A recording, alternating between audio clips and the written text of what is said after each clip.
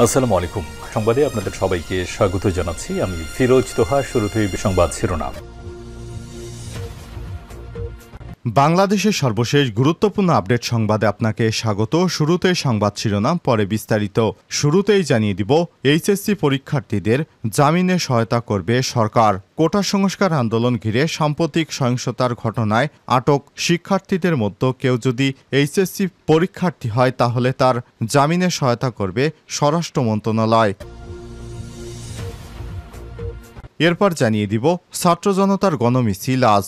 প্রার্থনা এবং ছাত্র জনতার গণমিছিল নামে নতুন কর্মসূচি পালন করবে বৈষম্য বিরোধী ছাত্র আন্দোলন। আর শুক্রবার 2 আগস্ট জুমার নামাজ শেষে তারা গণমিছিল করবে। এদিকে ডিবি থেকে মুক্ত হয়ে প্রথমবার মুখ খুললেন সমন্বয়ক নাহিদ। টানা কয়েকদিন পর গতকাল বৃহস্পতিবার ঢাকা মহানগর গোয়েন্দা ডিবি কার্যালয় থেকে মুক্তি পেয়েছে বৈষম্যবিরোধী ছাত্র আন্দোলনের 6 সমন্বয়ক। মুক্তির পর থেকেই শুরু হয় নানা আলোচনা, বেরিয়ে আসে নানা তথ্য। ডিবি থেকে বেরিয়ে আসার পর একটি দৈনিক পত্রিকার সঙ্গে কথা হয় সমন্বয়ক নাহিদ ইসলামের। তিনি বলেন, এই মুহূর্তে শারীরিক এবং মানসিক অবস্থা ভালো নেই, বাসায় ফিরেই স্যালাইন নিয়েছি, একটু সুস্থ হলে 6 জন মিলে বসে সব কথা ক্লিয়ার করব।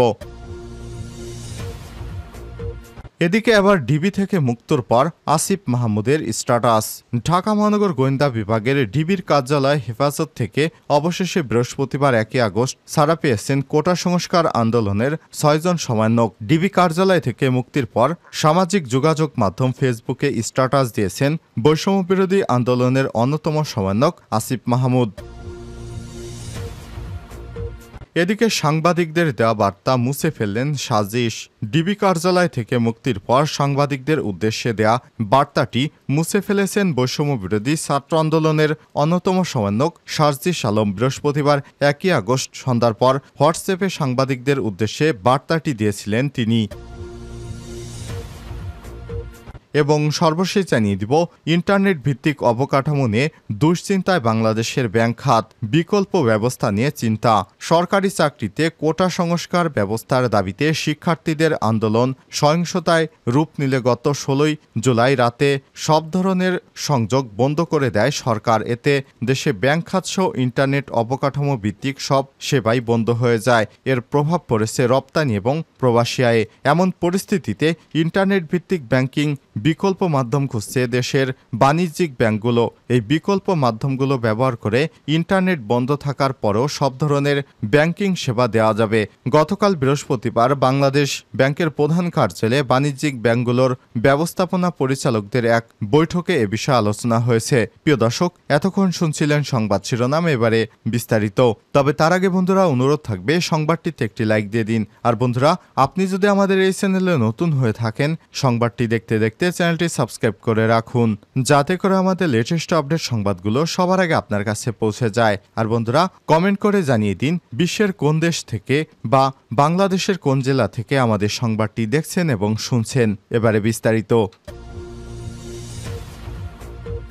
এইচএসসি পরীক্ষার্থীদের জামিনে সহায়তা করবে সরকার। কোটা সংস্কার আন্দোলনকে ঘিরে সাম্প্রতিক সহিংসতার ঘটনায় আটক শিক্ষার্থীদের মধ্যে কেউ যদি এইচএসসি পরীক্ষার্থী হয় তাহলে তার জামিনে সহায়তা করবে স্বরাষ্ট্র মন্ত্রণালয়। বৃহস্পতিবার রাত 12টার দিকে মন্ত্রণালয় থেকে গণমাধ্যমে পাঠানো এক বার্তায় এসব কথা জানানো হয়েছে। বার্তায় বলা হয়েছে, আটকদের কেউ যদি এইচএসসি পরীক্ষার্থী হয় তাহলে জামিনে সহায়তা করা হবে। এক্ষেত্রে পরীক্ষার প্রবেশপত্র এবং প্রাসঙ্গিক কাগজপত্র সহ জামিন আবেদন করতে হবে। জামিনে মুক্তিতে সরকার আইনি সহায়তা প্রদান করবে। আটক যেসব ছাত্রদের বিরুদ্ধে গুরুতর অভিযোগ নেই তাদের জামিনের ক্ষেত্রেও সরকার আইনি সহায়তা প্রদান করবে বলেও জানানো হয়েছে। উল্লেখ্য, সম্প্রতি কোটা সংস্কার আন্দোলন ইস্যুতে ঢাকাসহ সারা দেশে সহিংসতার ঘটনায় এখন পর্যন্ত ঢাকা মহানগরের বিভিন্ন থানায় মামলা দায়ের করা হয়েছে 274টি। 2997 জনকে গ্রেপ্তার করেছে পুলিশ। মামলাগুলোতে জ্ঞাত অজ্ঞাত মিলিয়ে 3.25 লক্ষ আসামি করা হয়েছে। হামলা ভাঙচুর, অগ্নিসংযোগ, সরকারি কাজে বাধা, পুলিশের উপর হামলার অভিযোগে দায়ের করা এসব মামলার মধ্যে 53টি হত্যার অভিযোগ আনা হয়েছে। হত্যার অভিযোগে দায়ের করা মামলাগুলোর বেশিরভাগই বাদী পুলিশ, তবে সহিংসতার ঘটনায় ভুক্তভোগী বা তাদের পরিবার বাদী হয়ে বেশ কিছু মামলা করেছেন। বুধবার 31শে জুলাই ঢাকা মহানগর পুলিশ ডিএমপি অপরাধ বিভাগ সূত্র থেকে সব তথ্য জানা গেছে।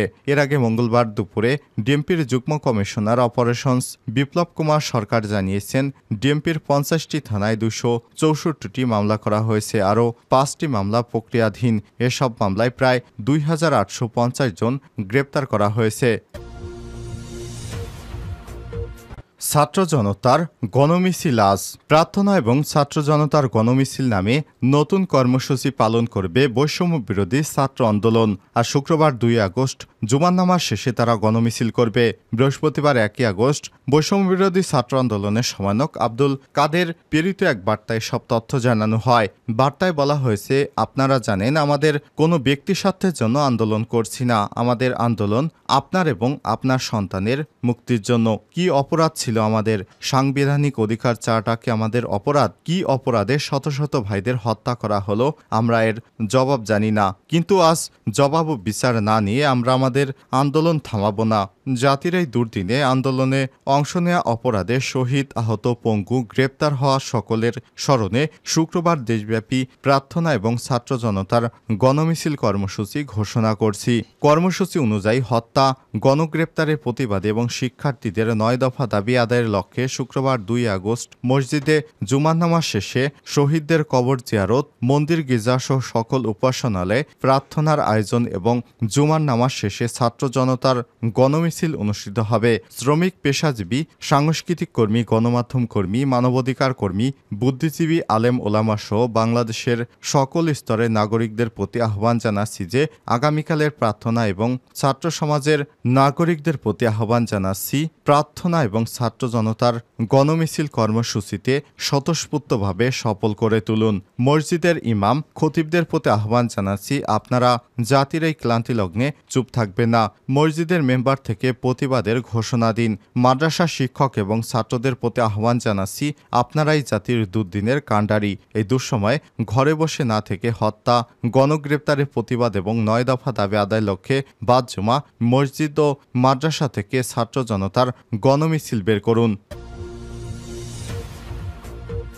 ডিবি থেকে মুক্ত হয়ে প্রথমবার মুখ খুললেন সমন্বয়ক নাহিদ। টানা কয়েকদিনের পর গতকাল বৃহস্পতিবার ঢাকা মহানগর গোয়েন্দা ডিবি কার্যালয় থেকে মুক্তি পেয়েছেন বৈষম্যবিরোধী আন্দোলনের 6 সমন্বয়ক। মুক্তির পর থেকেই শুরু হয় নানা আলোচনা, বেরিয়ে আসে নানা তথ্য। ডিবি থেকে বেরিয়ে আসার পর একটি দৈনিক পত্রিকার সঙ্গে কথা হয় সমন্বয়ক নাহিদ ইসলামের। তিনি বলেন, এই মুহূর্তে শারীরিক এবং মানসিক অবস্থা ভালো নেই, বাসায় বসেই স্যালাইন নিয়েছি, একটু সুস্থ হলে 6 জন মিলে বসে সব কথা ক্লিয়ার করে বলবো। নাহিদ ইসলাম বলেন, ডিবি থেকে মিডিয়ার সঙ্গে কথা বলতে নিষেধ করা হয়েছে। তারা তাদের মতো করে বলেছে, কিন্তু আমরা তাদের কথা শুনবো না। আমরা আমাদের মতো করে সবাইকে বলবো। এক্ষেত্রে আমাদের একটু সময় দিন, আগে আমরা সুস্থতা হই, তারপর সবকিছু বলছি। নাহিদ ইসলামের বাবা বদরুল ইসলাম বলেন, এই মুহূর্তে কথা বলার মতো অবস্থা নেই। কথা বলার মতো পরিস্থিতি হলে সে সবই জানাবে। ডিবি থেকে মুক্তি পেয়ে সামাজিক যোগাযোগ মাধ্যম ফেসবুকে স্ট্যাটাস দিয়েছেন বৈষম্য বিরোধী ছাত্র আন্দোলনের অন্যতম সমন্বয়ক আসিফ মাহমুদ। রাত 1টার দিকে তিনি এই স্ট্যাটাস দেন। এবার ডিবি থেকে মুক্তির পর আসিফ মাহমুদের স্ট্যাটাস। ঢাকা মহানগর গোয়েন্দা পুলিশ ডিবি কার্যালয় থেকে হেফাজতে থেকে অবশেষে বৃহস্পতিবার 1 আগস্ট ছাড়া পেয়ে কোটা সংস্কার আন্দোলনের 6 সমন্বয়ক ডিবি কার্যালয় থেকে মুক্তির পর সামাজিক যোগাযোগ মাধ্যম ফেসবুকে স্ট্যাটাস দিয়েছেন বৈষম্য বিরোধী ছাত্র আন্দোলনের অন্যতম সমন্বয়ক আসিফ মাহমুদ। বৃহস্পতিবার দিবাগত রাত 1টার দিকে তিনি এই স্ট্যাটাস দেন। তিনি বলেছেন, রাজপথে আন্দোলনের সিদ্ধান্ত রাজপথেই থেকেই আসবে। ডিবি অফিস থেকে থেকে ইচ্ছার বিরুদ্ধে আদায়কৃত ঘোষণা প্রত্যাখ্যান করে রাজপথে নেমে আসা ছাত্র জনতাকে সালাম জানায়। এ সময় তিনি আরো বলেন, শান্তিপূর্ণ আন্দোলন, নির্মম হত্যাকাণ্ডের বিচার, দায়ীদের পদত্যাগ, নির্বিচারে গণগ্রেপ্তার এবং প্রতিবাদ কর্মসূচি চলমান থাকবে। গত 19 জুলাই থেকে অকথ্য নির্যাতন নিপীড়ন সহ্য করেছি। আপোষহীনতার জন্য যে কোনো মূল্য দিতে প্রস্তুত রয়েছি। এদিকে ডিবি কার্যালয় থেকে মুক্তির পর আরেক সমন্বয়ক সাজিস আলম সাংবাদিকদের উদ্দেশ্যে একটি বার্তা দেন। তবে পরে সে বার্তাটি মুছে ফেলেছেন। বৃহস্পতিবার 1 আগস্ট সন্ধ্যার পর হোয়াটসঅ্যাপে সাংবাদিকদের উদ্দেশ্যে বার্তাটি দিয়েছিলেন তিনি। তবে কিছুক্ষণের মধ্যেই সেটি ডিলিট করে দেন। সেই বার্তায় সাজিস আলম সাংবাদিকদের জানিয়েছিলেন, আমাদের 6 জন সমন্বয়কের সিদ্ধান্ত ছিল আমরা আজকে রাতে ডিবি অফিসের দিনগুলো নিয়ে একটি প্রেস রিলিজ দিব। এরপর অনলাইনের মিটিংয়ে সবার সঙ্গে আলোচনা করে পরবর্তী কর্মসূচির বিষয়ে সিদ্ধান্ত নেব। আমরা এখনো কোনো কর্মসূচি দেইনি, ইভেন এমনকি প্রেস রিলিজও দেইনি। এর আগে 2 সমন্বয়ক সামাজিক মাধ্যম ফেসবুকে স্ট্যাটাস দেয়। তবে স্ট্যাটাস দেওয়ার কিছুক্ষণের পর 2 জনের আইডি উধাও হয়ে যায়। বৃহস্পতিবার 1 আগস্ট রাত 8টার দিকে সাজিস আলম এবং হাসনাত আবদুল্লাহর আইডিও খুঁজে পাওয়া যায়নি। তার আগে বৃহস্পতিবার ডিবি থেকে মুক্ত হয়ে সামাজিক মাধ্যম ফেসবুকে স্ট্যাটাস দেন বৈষম্যবিরোধী ছাত্র আন্দোলনের অন্যতম সমন্বয়ক সাজিস আলম। ওই স্ট্যাটাসে তিনি সরকারের বিরুদ্ধে কথা না রাখার অভিযোগ করেছেন। একই সঙ্গে তিনি গণগ্রেপ্তার, জুলুম নির্যাতন বন্ধ হচ্ছে ততদিন এই লড়াই চলবে বলে ঘোষণা দেন। অন্যদিকে একই দিনে মুক্ত হয়ে ফেসবুকে স্ট্যাটাস দেন হাসনাত আবদুল্লাহ। স্ট্যাটাসে তিনি আন্দোলন চালিয়ে যাওয়ার ঘোষণা দেন। আমাদের এই আন্দোলন শুধু ব্যক্তির মুক্তির জন্য নয়, বরং বৈষম্যবিরোধী গণগ্রেপ্তার এবং ছাত্র আন্দোলনের বিরুদ্ধে। এই আন্দোলনে গ্রেপ্তার হওয়া শেষ ব্যক্তিটি মুক্ত না হওয়া পর্যন্ত আমাদের আন্দোলন চলবে। তার আগে বৃহস্পতিবার দুপুর 1:30টায় সমন্বয়কদের ডিবি হেফাজত থেকে ছেড়ে দেওয়া হয়।